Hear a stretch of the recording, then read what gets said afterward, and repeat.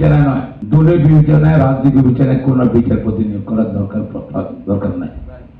শুধু সৎ, মেধা সম্পন্ন, ব্যক্তি সম্পন্নরা বিচারপতি নিয়োগ করার জন্য সন্দেহ জানাচ্ছি। আপনার সঙ্গে আমরা একমত, আমরা দ্বিমত করছি না।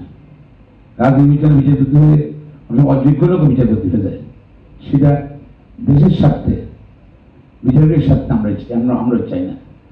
তবে আবার বলতে চাই, দেশে গণতন্ত্র বলেন, আইন শাসন বলেন, মানবাধিকার বলেন, ন্যায় বিচার বলেন, সব নিশ্চিত করতে হবে শক্তিশালী সুপ্রিম কোর্ট, শক্তিশালী বিচার ব্যবস্থার কোনো বিকল্প নাই। যেটা নিন্দা জানায়, এটা বাদ শিশুকে কিভাবে নির্যাতন করা হয়েছিল এবং সেই শিশু নিয়ে আমাদের মাননীয় আইন উপদেষ্টা বললেন যে আইন সংশোধন করা হবে, আগামী 1 সপ্তাহের মধ্যে আইন সংশোধন করা হবে বলেছে। 90 দিনের ভিতরে বিচার সম্পাদন করতে হবে। তো এটা আইন, এটা তো এখন পার্লামেন্ট, যদি পার্লামেন্ট নাই, পার্লামেন্ট নাই, তো অর্ডিন্যান্সের মাধ্যমে করতে হবে। এটা ওনারা যদি সেই আইনটা আছে সংশোধন করে যদি মন্ত্রিপরিষদ তোলে, এটা 1 সপ্তাহ, ইভেন 5 দিন, 4-5 দিনের প্রশ্ন যদি চায়, যদি চাইলে, যেহেতু আইনটা প্রায় পেয়েছি, দেখলে মনে হয় যে বৈষম্যমূলক। আমার মনে হয় যে এই সরকারের যদি আলোচনা এক্সপ্লেন করে, সবাই একমত হবে, যারা বিবেক পেলে তারা একমত হবে। আমি মনে করি এটা কোনো 1 সপ্তাহ লাগবে না, 5 দিন লাগবে। It's matter of decision. আপনি কি করতে চান? এই যে এটা নারী পরিবর্তন করলাম 1 সপ্তাহে, তুমি এটা করলে এটা পারবেন না কেন? এটা রিলি ইম্পর্টেন্ট।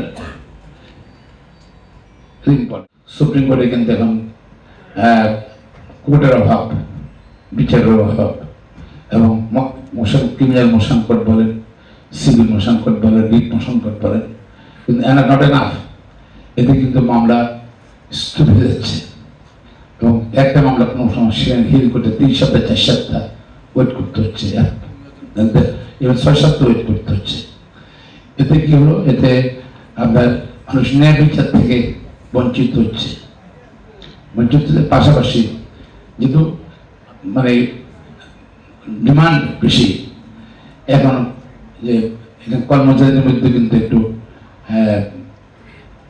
অন্য প্রবণতা, খারাপ প্রবণতা বেড়ে গেছে, দুর্নীতি করার প্রবণতা বেড়ে গেছে। এটা কিন্তু আমাদের এই যদি দুর্নীতি ছড়ায় পড়ে, যদি সেটা নিয়ন্ত্রণের বাইরে চলে যাবে।